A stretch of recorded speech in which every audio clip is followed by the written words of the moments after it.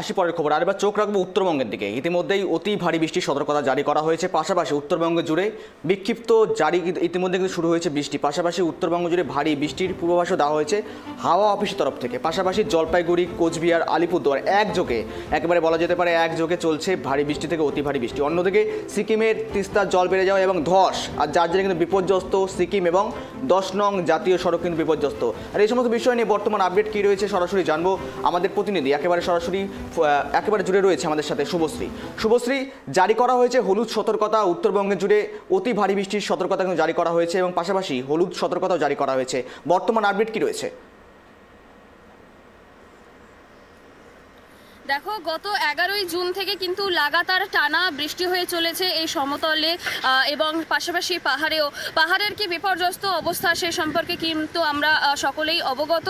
ইতিমধ্যেই আজ অবধিও কিন্তু জল ঢাকাতে হলুদ সতর্কতা জারি করা হয়েছে প্রশাসনের তরফে। পাশাপাশি আগামী আরও কয়েকদিন যে এরকম ভারী বৃষ্টি উত্তরবঙ্গে জলপাইগুড়ি, কোচবিহার, আলিপুরদুয়ার এইসব জেলাগুলোতে চলবে সেই বিষয়ে কিন্তু আবহাওয়া দফতর সূত্রে জানানো হয়েছে। কিন্তু অন্যদিকে উত্তর দিনাজপুর, দক্ষিণ দিনাজপুর থেকে শুরু করে মালদা এইসব জায়গায় কিন্তু বৃষ্টিপাতের পরিমাণটা খানিকটা কমবে বলে জানানো হয়েছে। তার সত্ত্বেও কিন্তু এই জলপাইগুড়ি, আলিপুরদুয়ার, কোচবিহার এইসব জেলাগুলোতে টানা কয়েকদিন এরকম ভারী বৃষ্টিপাত চলবে। এই কারণে এখনো অবধি কিন্তু তিস্তা পাড়ের যে বাসিন্দারা রয়েছে জলপাইগুড়ির, তাদের এখনো অবধি সেই দুর্ভোগ কিন্তু কাটেনি। কারণ টানা কয়েকদিন ধরে কিন্তু তারা নিজেদের ঘর বাড়ি ছেড়ে কার্যত প্রশাসনের তরফে যে ত্রাণ বিলি করা হয়েছিল, ত্রিপল বিলি করা হয়েছিল, সেখানে তারা বাঁধের ওপরে অস্থায়ীভাবে রয়েছে। তাদের চাষের ক্ষতি হয়েছে, যেই তিস্তা বছরের পর বছরের অন্যান্য দিনগুলোতে তাদেরকে পেটের যোগান দিত, অর্থাৎ তারা সেখান থেকে চাষাবাদ করে রোজগার করতে পারতো। সেই জমি বিঘার পর বিঘা জমি কিন্তু তিস্তা পাড়ের এই যে জলের ফুসছে, সেই জলে যে বাঁধ ভাঙা জল, তাতে কিন্তু কার্যত জলমগ্ন হয়ে গিয়েছে। এতে তাদের কৃষিকার্যের আর্থিক ক্ষতি হয়েছে। তাদের এখন আবেদন জানাচ্ছে যে তারা যাতে কৃষির দফতরের তরফে যাতে একটা তাদের সাহায্য করা হয়, যাতে তাদের যে এই ক্ষতি, সেই ক্ষতি খানিকটা হলেও যাতে কমে। এই মুহূর্তে আরেকটা বিষয় তোমাকে আমি জানিয়ে রাখবো যে সিকিমে যে 1500 পর্যটকদের আটকে থাকার কথা আমরা জানতে পেরেছিলাম এক সময়, তাদের কিন্তু ক্রমেই উদ্ধার কার্য শুরু হয়ে গিয়েছে। তাদের অনেককে উদ্ধার করা হয়েছে ইতিমধ্যেই। সোমবার থেকে কিন্তু চলছে এই উদ্ধার কার্য। গতকাল অর্থাৎ মঙ্গলবারে কিন্তু বেশিরভাগ পর্যটককে উদ্ধার করা হয়েছে। আজ অবধি মোটামুটি যেটা আমরা জানতে পারছি সূত্র মারফত, যে 30 জন এখনো অবধি সেখানে আটকে রয়েছে। বুধবার অর্থাৎ আজ এই আবহাওয়া যদি খানিকটা উন্নত থাকে তাহলে কিন্তু তাদেরকেও পুরোপুরি উদ্ধার করা সম্ভব হবে বলে সিকিম প্রশাসনের তরফে জানানো হচ্ছে। সিকিম প্রশাসনের তরফে বারবার যেখানে পর্যটকেরা আটকে রয়েছে সেই পর্যটকদের জানানো হচ্ছে তারা নিজেরা যাতে নিজেদের প্রাণের ঝুঁকি না নিয়ে নিজেরা সমতলে নামার চেষ্টা না করে। প্রশাসনের তরফ থেকে যথেষ্ট চেষ্টা করা হচ্ছে তাদেরকে নিরাপদভাবে উদ্ধার করে নিরাপদ জায়গায় পৌঁছে দেওয়ার। যাদেরকে উদ্ধার করা হয়েছে তারা কিন্তু ইতিমধ্যেই বাড়ির পথে রওনা দিয়েছে। তাই এই দিক থেকে কিন্তু সিকিমে একটা স্বস্তির নিঃশ্বাস পাওয়া যাচ্ছে। কিন্তু এই আগামী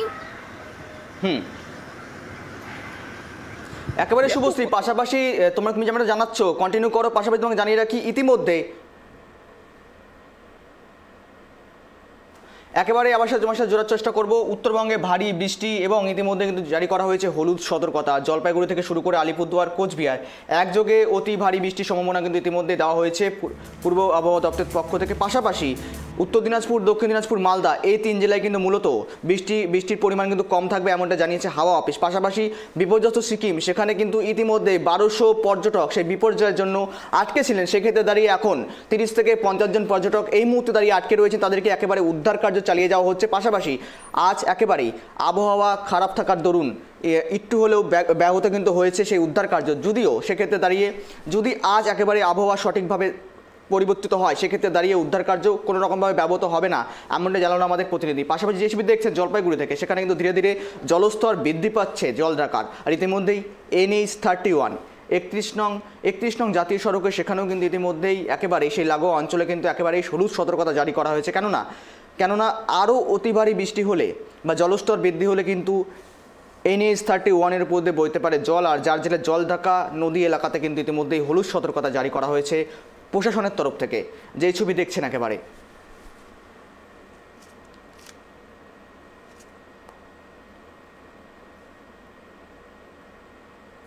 উত্তরবঙ্গে ভারী বৃষ্টি, জলপাইগুড়ি জেলা জুড়ে রাতভর বিক্ষিপ্তভাবে বৃষ্টি শুরু হয়েছে বজ্রবিদ্যুৎ সহ।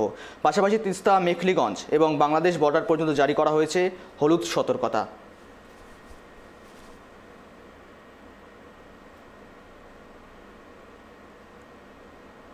আপনারা যে ছবি দেখছেন জলপাইগুড়িতে গতকাল থেকে শুরু হয়েছে বিক্ষিপ্ত বৃষ্টির সঙ্গে বজ্রবিদ্যুৎ সহ ঝোড়ো হাওয়া এবং বজ্রবিদ্যুৎ সহ বৃষ্টি। আর যার জেরে কিন্তু ইতিমধ্যে তিস্তা, মেখলিগঞ্জ, বাংলাদেশ বর্ডার পর্যন্ত জারি করা হয়েছে হলুদ সতর্কতা। বারংবার প্রশাসন সতর্ক করছে এবং সতর্কতা ইতিমধ্যে জারি করা হয়েছে প্রশাসনের তরফ থেকে। অন্যদিকে NH-31 সেখানে জলঢাকা নদী, সেই পার্শ্ববর্তী এলাকাতেও কিন্তু ইতিমধ্যে হলুদ সতর্কতা জারি করা হয়েছে। আর আবারও আমরা জুড়ে যাব, আমাদের প্রতিনিধি সরাসরি জুড়ে রয়েছে শুভশ্রী। যেই বিষয়ে কথা হচ্ছিল একেবারেই জলপাইগুড়িতে গতকাল থেকে বিক্ষিপ্তভাবে বৃষ্টি শুরু হয়েছে। পাশাপাশি সিকিমে প্রায় 1200 পর্যটক আটকে ছিল, সেক্ষেত্রে দাঁড়িয়ে এখন 30 থেকে 50 জন পর্যটক আটকে রয়েছেন, উদ্ধার কার্য চলছে। কিন্তু শুভশ্রী, একটা প্রশ্নের বিষয়, বারংবার প্রতি বছর এলে দেখা যায় এই তিস্তা বিপর্যয়, আর যার জেরে আতঙ্কে পড়ে স্থানীয় বাসিন্দারা, পাশাপাশি একটা বিপর্যয়ের সম্মুখীন হতে হয় সকলকে। সেক্ষেত্রে দাঁড়িয়ে প্রশাসনের তরফ থেকে কোথায় নজরদারির অভাব মনে হচ্ছে তোমার?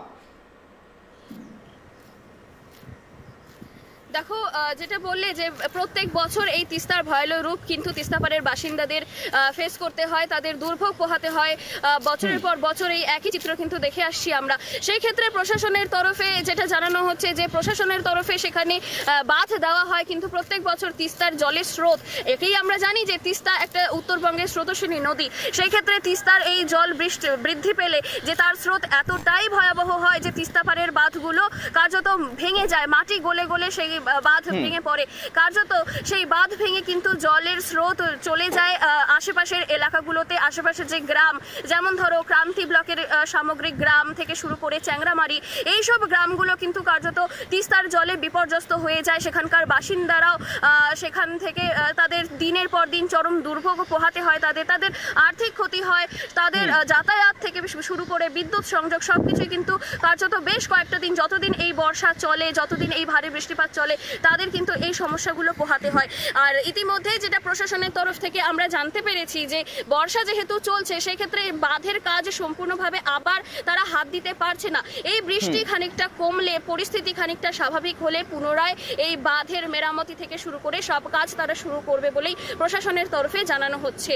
আর ইতিমধ্যে কিন্তু আগামী বেশ কয়েকদিন যেহেতু এই ভারী বৃষ্টিপাত চলবে, এটা আগাম বলে দেওয়া হচ্ছে আবহাওয়া দফতর সূত্রে। সেই ক্ষেত্রে তিস্তার জল পুনরায় বৃদ্ধি পাবে। আর সেই ক্ষেত্রে কিন্তু গাজলডোবা তিস্তা ব্যারেজ থেকে শুরু করে অন্যান্য যে তিস্তা ব্যারেজগুলো রয়েছে, সেখান থেকে দফায় দফায় আমরা দেখতে পাচ্ছি যে প্রতিদিনই প্রায় 1000-1500 এরকম কিউসেক জল কিন্তু ছাড়া হচ্ছে। তিস্তার লক গেটগুলো কিন্তু খুলে রাখা হয়েছে। গৌরব, কিন্তু শুভশ্রী, এক্ষেত্রে দাঁড়িয়ে বারংবার প্রশাসনের নজরদারি কোথাও অভাব কিন্তু লক্ষ্য করা যায়। সেক্ষেত্রে দাঁড়িয়ে বারংবার একই রকম বলা যেতে পারে সিচুয়েশন কিন্তু পোহাতে হয় সাধারণ মানুষদের। সেক্ষেত্রে দাঁড়িয়ে এই মুহূর্তে দাঁড়িয়ে যে বিপর্যয় মোকাবিলা করছে সেই দপ্তরের যারা প্রতিনিধিরা রয়েছেন, পাশাপাশি যারা ইতিমধ্যে যারা রয়েছেন সেখানকার আধিকারিকরা, সেক্ষেত্রে দাঁড়িয়ে এখন বর্তমান সিচুয়েশন কোথায় দাঁড়িয়ে রয়েছে সিকিম বিপর্যস্ত এরিয়াতে, যেখানে মূলত ধস নেমেছিল, সেই জায়গায় দাঁড়িয়ে সেখান থেকে উদ্ধার কাজ চালানো হচ্ছে? দেখো, ইতিমধ্যেই যে প্রশাসনের তরফে কিন্তু যথেষ্ট সচেষ্ট রয়েছে যাতে এই তিস্তাপাড়ের বাসিন্দারা যারা রয়েছে তাদের যাতে কোনো অসুবিধে না হয়। পাশাপাশি সিকিম প্রশাসনও কিন্তু তৎপর রয়েছে সিকিমে আটকে থাকা পর্যটকদের নিরাপদে আশ্রয়ে পৌঁছে দেওয়ার ক্ষেত্রে।